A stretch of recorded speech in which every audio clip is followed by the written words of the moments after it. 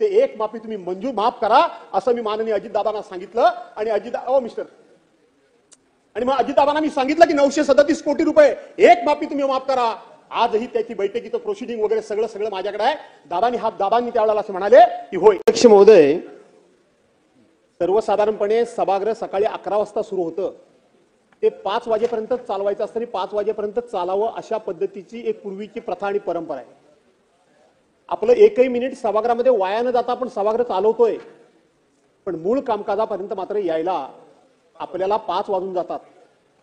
आज आपण काय करतो, नियम 57चा वापर करून आपण चर्चेला जेवढे दिवस असतात ते दिवस कमी करून घेतो. काही सदस्य मी बोलल्यानंतर टीका टिप्पणी करतात, मला त्याच्याबद्दल काही फार बोलायचं नाही, मी तो विषय आता सोडून टाकलाय. पण या सर्वांनी मिळून एकत्रितपणे कधीतरी विचार करण्याची वेळ आली आणि आता आपण या मागण्या ज्या आहेत, डिमांड्स आहेत, याला मोजून 3 तास फक्त आता वेळ देणार आहात आणि 3 तासामध्ये दोन्ही बाजूच्या सदस्यांनी बोलायचं आहे. थोडा वेळ वाढवाल. अध्यक्ष महोदय, मुख्य कामकाज तरी काय सभागृहासमोरचं याचा एकदा कधीतरी चर्चा लेखाजोखा काय आपण मांडणार आहोत की नाही मांडणार आहोत. अध्यक्ष महोदय, मुख्य कामकाजाला आपण काय वेळ देणार आहोत की नाही, काय महत्व देणार आहोत की नाही, याचा कधी आपण विचार करणार आहोत की नाही. आणि म्हणून अतिशय वेदनेपायी मी या ठिकाणी बोलतोय. आपण त्या ठिकाणी नोंद घ्या अगर घेऊ नका, परंतु हे महाराष्ट्राच्या विधिमंडळाच्या एकंदरीत वैभवाच्या दृष्टीनं आणि याच्या उच्च परंपरेच्या दृष्टीनं काही योग्य असं मला वाटत नाही. आणि म्हणून अध्यक्ष महोदय, मी या ठिकाणी चर्चेला सुरुवात करतो.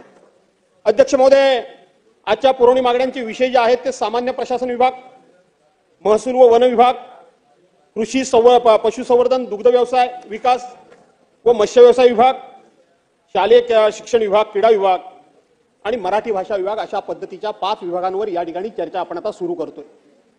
अध्यक्ष महोदय, आज मी साधारणपणे थोडंसं सामान्य प्रशासन ह्या विभागाकरता म्हणून पहिल्यांदा सुरुवात करणार आहे. कारण सामान्य प्रशासन विभाग हा जो राज्याचा अर्थसंकल्प जो मांडलेला आहे, हा अर्थसंकल्पातल्या ज्या तरतुदी झालेल्या आहेत त्या तरतुदी जर खऱ्या अर्थानं खर्च करायच्या असतील, त्या तरतुदी जर सर्वसामान्य माणसापर्यंत पोहोचवायच्या असतील किंवा त्याचा लाभ किंवा त्या विकासाच्या माध्यमातून ग्रामीण भाग असेल, शहरी भाग असेल, या योजना जर पोहोचवायच्या असतील तर सामान्य प्रशासन विभाग हा अत्यंत महत्वाचा विभाग मानला जातो. अध्यक्ष महोदय, गेल्या 2, 3, 4, 5 वर्षाची आपण एकंदरीत आकडेवारी काढली तर आपल्याला अर्थसंकल्पामध्ये त्या विभागाला आपण तरतूद करून घेतो मोठ्या प्रमाणामध्ये, परंतु एकंदरीत ऍव्हरेज जो तरतूद झालेल्या रकमा आहेत त्या रकमांपैकी 46% 46.16% म्हणजे 46% जेमतेम खर्च हा तो मंजूर अनुदानापैकी, मंजूर रकमांपैकी तेवढाच पैसे खर्च होत आहेत, यापेक्षा काही खर्च होत नाहीत. आपण सगळे लेजिस्लेटिव्ह आहोत. आपण इथे योजना निर्माण करणं, योजना तयार करणं, दिलेल्या अर्थसंकल्पाच्या तरतुदीला मान्यता देणं हे लोकप्रतिनिधी म्हणून आपलं काम आहे. परंतु त्याची अंमलबजावणी करण्याचे अधिकार हे लोकप्रतिनिधीला अजिबात नाही. ती एक्झिक्युटिव्ह बॉडी, त्या ठिकाणी त्यांना अधिकार असतात, आपल्याला अधिकार नसतात. पण आपण जर ते पैसे खर्च होऊ शकले नाहीत, त्या योजना झाल्या नाहीत, तर त्याची जिम्मेदारी, त्याची जबाबदारी, त्याचं उत्तरदायित्व हे मात्र लोकप्रतिनिधींच्याकडे येतं किंवा जे कोणी सरकार असेल त्या सरकारच्याकडे जातं. पण खऱ्या अर्थानं ते प्रत्यक्षपणे सरकारला त्या योजनांची अंमलबजावणी करण्याची प्रत्यक्षपणे अधिकार नाहीत, परंतु दोषाला मात्र पात्र सरकार होतं. अध्यक्ष महोदय, आज आपण जर बघितलं तर आपल्या राज्यामध्ये एकूण जर त्या ठिकाणी शासकीय कर्मचारी बघितले तर 4,84,996 शासकीय कर्मचाऱ्यांची पदं त्या ठिकाणी मंजूर आहेत. शासकीय अनुदान प्राप्त संस्था म्हणजे ज्याला सेमी गव्हर्नमेंट आपण म्हणतो त्याच्याकरता सुद्धा 7,58,747 पदं त्या ठिकाणी मंजूर आहेत. आणि सार्वजनिक क्षेत्रामधले म्हणजे जे सार्वजनिक उपक्रम आपण ज्याला म्हणतो त्याच्यामध्ये 2,05,08 पदं एकंदरीत मंजूर आहेत. या सगळ्यांना 1,41,000 आणि 647 कोटी रुपये यांच्या मंथली सॅलरीवर दादा खर्च आपण या ठिकाणी करतो. आणि आज तसं जर बघितलं तर हा पॅटर्न जो आहे, स्टाफिंग पॅटर्न हा फार जुना आहे. या स्टाफिंग पॅटर्न प्रमाणे जर आपण बघितलं तर आज अ वर्गातली जी पदं आहेत ती अ वर्गातली 44,000 पदं आहेत, मंजूर आहेत, परंतु प्रत्यक्षपणे भरलेली पदं ही 28,000 आहेत आणि रिक्त पदही 17,000 पदही रिक्त आहेत. बी वर्गातली पदं जी बी कॅटेगरीमध्ये म्हटलं, ब वर्गातली जर पदं बघितली तर 76,000 पदांची पदं मंजूर आहेत. त्यापैकी 47,000 पदांची भरती झालेली आहे, भरती झालेली आहे आणि 29,000 पदं आजही रिक्त आहेत. अध्यक्ष महोदय, क वर्गातली पदं ही 4,93,000 पदांची त्या ठिकाणी आपली पदं भरली पाहिजेत किंवा पद निर्मिती असते, परंतु प्रत्यक्षपणे 3,56,000 पदांची भरती झालेली आहे. 1,37,000 पदं आजही रिक्त आहेत. अध्यक्ष महोदय, ड वर्गातली जी पदं आहेत ती 1,18,000 पदं मंजूर आहेत. प्रत्यक्षपणे 59,000 पदांची भरती झालेली आहे आणि 59,000 पदं ही आजही रिक्त आहेत. याचा अर्थ अ, ब आणि ड वर्गातली सुद्धा 2,39,000 पदं आहेत. आज जर बघितलं तर 7,32,000 पदांपैकी 4,90,000 पदांची भरती झालेली आहे आणि 2,42,000 पदं आजही खाली आहेत. अध्यक्ष महोदय, आजही खाली आहेत. अध्यक्ष महोदय, आपल्याला जर मी मगाशी म्हटल्याप्रमाणे आपण या जर तरतुदी आहेत, आपण आता तरतुदी किती केलेल्या आहेत अध्यक्ष महोदय? जो पहिला सामान्य विभाग, सामान्य प्रशासन विभाग याचा मी उल्लेख केला, त्याच्यामध्ये जर आपण बघितलं तर इथं कृषी करता 9,710 कोटी रुपयाची तरतूद आहे. सामाजिक न्याय नाहीये, परंतु इथं सामान्य प्रशासनाकरता 1,299.50 लाख कोटी रुपयाची त्या ठिकाणी तरतूद आहे. दुसरी गोष्ट, क्रीडा करता 537 कोटींची तरतूद आहे. महसूल विभागाकरता 474 कोटीची तरतूद आहे. पशुसंवर्धन करता 390 कोटींची तरतूद आहे आणि वित्त विभागाकरता 208 कोटींची तरतूद आहे आणि मराठी भाषेकरता या ठिकाणी 225 कोटींची तरतूद आहे. त्याचबरोबर मत्स्य विभागाकरता 208 कोटी रुपयांची तरतूद आहे. अध्यक्ष महोदय, ही तरतूद केलेली असताना ज्या वेळेला ही 2,42,000 पदं ही ज्यावेळेला रिक्त होतात त्यावेळेला आपण हा या त्या विभागाकरता मंजूर करून घेतलेला हा निधी खर्च कसा होणार याचा विचार आपण सर्वांनी करण्याची गरज आहे. आज आपण बघितलं तर प्रशासनामध्ये, सामान्य प्रशासनामध्ये जर बघितलं तर पोलीस दल सुद्धा येतं, त्या ठिकाणी महसूल विभाग येतो, बांधकाम विभाग येतं, कृषी विभाग येतो, जे म्हणून काही सगळे विभाग आहेत. एकंदर आपण राज्यामध्ये जर बघितलं तर आपल्या राज्यामध्ये 58-59 जे वेगवेगळे विभाग आहेत त्या विभागांमधली ही सगळी पदं आहेत आणि म्हणून या पदांचा सुद्धा आपण सर्वांनी विचार करण्याची गरज आहे. अध्यक्ष महोदय, मला किती वेळ आपण देणार मला माहित नाही, परंतु 3 तासामध्ये मला माहिती आहे आपण वेळ वाढवणार आणि म्हणून सामान्य प्रशासनाच्या बाबतीत सुद्धा सरकारनं विचार करण्याची गरज आहे. आज सामान्य प्रशासन विभागामध्ये जर आपण बघितलं तर काम करणारा वर्ग कोण आहे? काम करणारा वर्ग हा क वर्ग, ड वर्ग, क वर्ग, ड वर्ग, ई वर्ग, हा जो खालचा वर्ग आहे हा काम करणारा वर्ग आहे आणि आपण पदनिर्मिती मात्र करतो अध्यक्ष महोदय, ती फक्त क्लास 1 पदांची पदनिर्मिती करतो. सांगायचं झालं तर पूर्वी आपल्या राज्यामध्ये CS म्हणजे मुख्य सचिव हे एक पद होतं. आता त्याच्या अवतीभोवती 3-4 पदं, सहसचिव, सहाय्यक सचिव, उपमुख्य सचिव हे सगळे पदं झाली. त्याच्या खाली आल्यानंतर पूर्वी दाबा प्रधान सचिव एकच होते, पण आता प्रधान सचिवाच्या अवतीभोवती 3-4 सचिव, प्रधान सचिव, मुख्य सचिव, उपसचिव काय जे आहेत ते. जिल्ह्याला गेल्यानंतर पूर्वी जिल्हाधिकारी एकच होता, आता जिल्हाधिकारी, सहजिल्हाधिकारी, उपजिल्हाधिकारी, परत ऍडिशनल जिल्हाधिकारी, अतिरिक्त जिल्हाधिकारी ही पदं झाली. त्याचबरोबर तुम्ही खाली गेलात तहसीलदार जर बघितलात, तहसीलदार, सहाय्यक तहसीलदार, त्याला दुसरा तहसीलदार, बीडीओ जर तुम्ही बघितलात तर बीडीओ, सहाय्यक बीडीओ, ही सगळी वरची जी पदं आहेत क्लास 1 पदं आहेत. या पदांमध्ये आपण वाढ केली. खरं तर एकेकाळी आपल्याकडे अशा पद्धतीची कुठलीही कम्युनिकेशनची सोय नव्हती. आज सगळ्या प्रकारची कम्युनिकेशनची सोय आहे. आज कम्युनिकेशनच्या माध्यमातून जग अतिशय जवळ आलंय. अशा वेळेला ऑफिसमध्ये बसणारी पदं ही पदं आपण वाढवली आणि प्रत्यक्षपणे साईडवर काम करणारे, प्रत्यक्षपणे ग्राउंडवर काम करणारे ही पदं मात्र आपण कमी केली.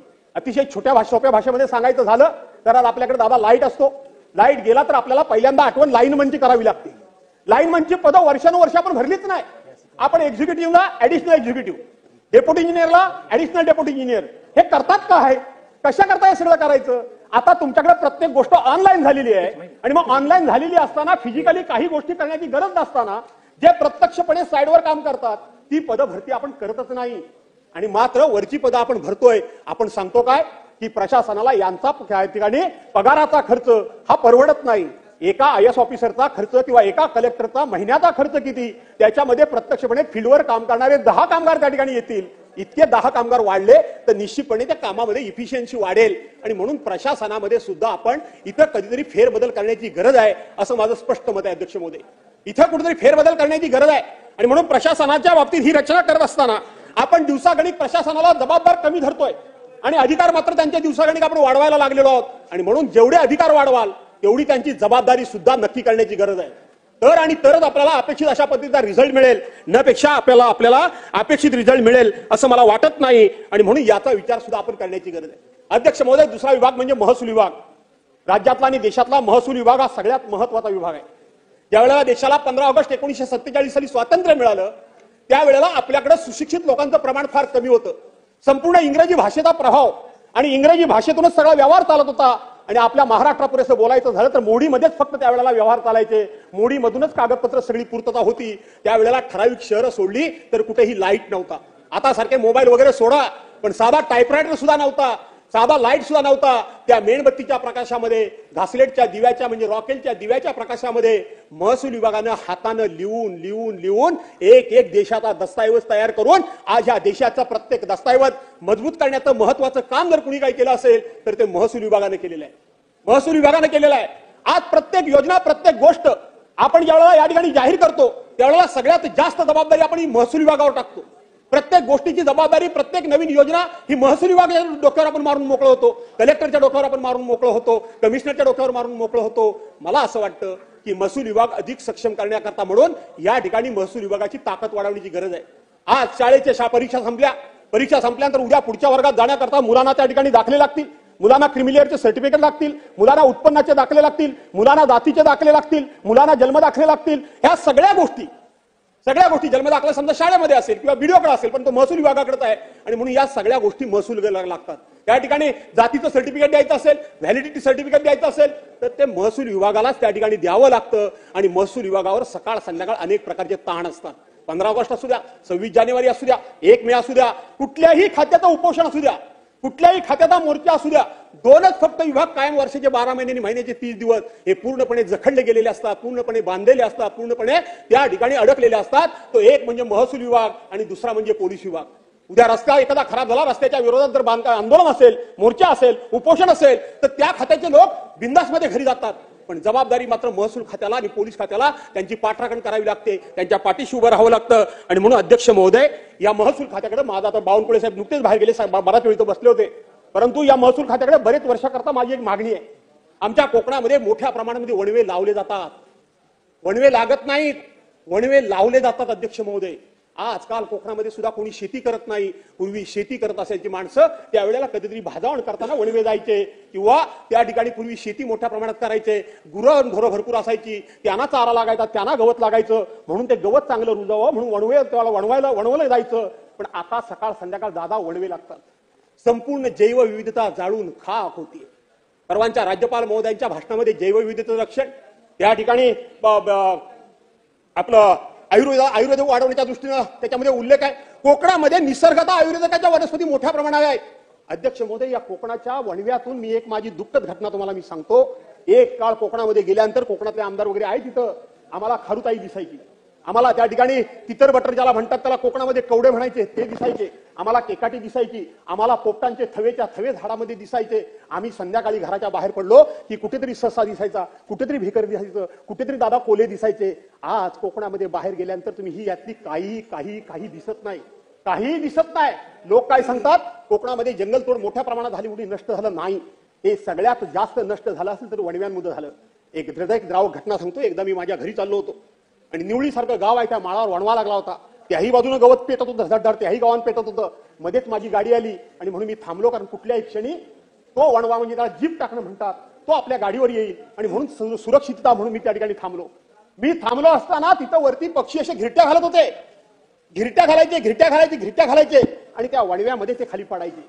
मी माझ्या ड्रायव्हरला म्हणालो, माझा मोठेपणा मी माझ्या ड्रायव्हरला म्हणालो, अरे काय आहे या पक्ष्यांना काही समजतं की नाही, हे पक्ष्यांना काही कळत नाही का, खाली आग पेटले आणि हे धडाधड त्या आगीमध्ये आपला जीव टाकतायत.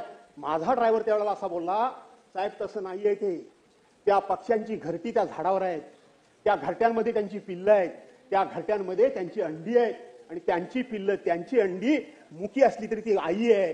ती घरटी आपल्या पोराला वाचवण्याकरता, आपली घरटं वाचवण्याकरता, आपलं अंड वाचवण्याकरता म्हणून ती घिरट्या घालते आणि तो पक्षी त्या आगीमध्ये भस्मसात होतो, जळतोय, पडतोय. अतिशय मनाला चटका लावून गेलेली घटना आहे.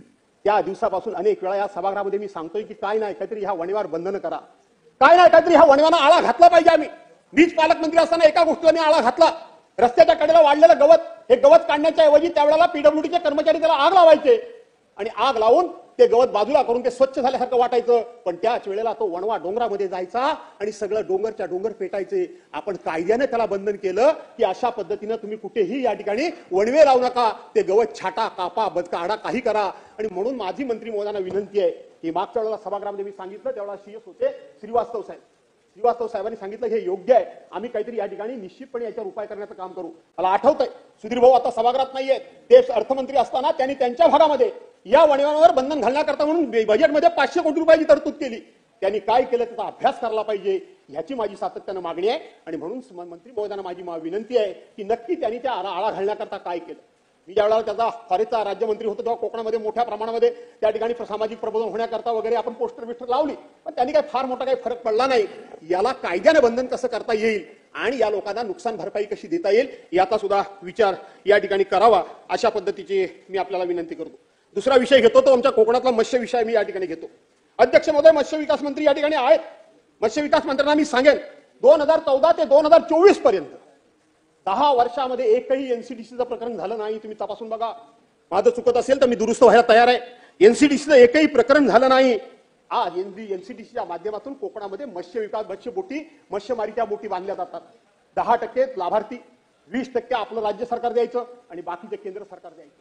पण 2014 पासून आपण एकही आपला महाराष्ट्र सरकारचा जो हिस्सा असतो तो हिस्सा दंड दिल्यामुळे एनसीडीसीचं एकही प्रकरण झालं नाही.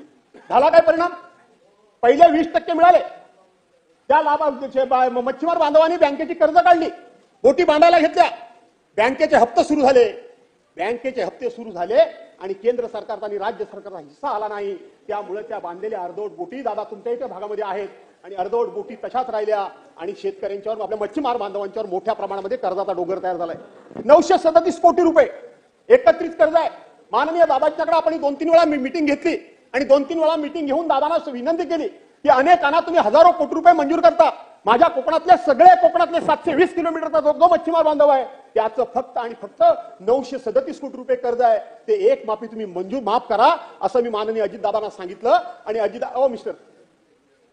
आणि मग अजितदादांना मी सांगितलं की 937 कोटी रुपये एक माफी तुम्ही माफ करा. आजही त्याची बैठकीचं प्रोसिडिंग वगैरे सगळं माझ्याकडे आहे. दादांनी त्यावेळेला असं म्हणाले की होय, कधीतरी कोकणातल्या माणसांकरता हे एक माफी त्या ठिकाणी झालेलं कर्ज माफ करायला पाहिजे. मला असं वाटतं त्याच्यावर पुन्हा चर्चा घडवा. तुमच्या विभागाला बजेट फारच कमी आहे, पण त्याच्यावर पुन्हा कधीतरी एकदा घडते. दादा तुम्ही पण कोकणातले आता बरेचसे सगळे मंत्री आहात. मगाशीच मुख्यमंत्री म्हणाले सगळ्या कोकणपट्टीवर फक्त एकटा भास्कर जाधव निवडून आला. आम्हाला आनंद आहे. हे जर केलं तर सर्वांनी एकत्र येऊ, काही वाईट नाहीये. आपल्या भागाकरता आपण करायला काय चुकीचं आहे?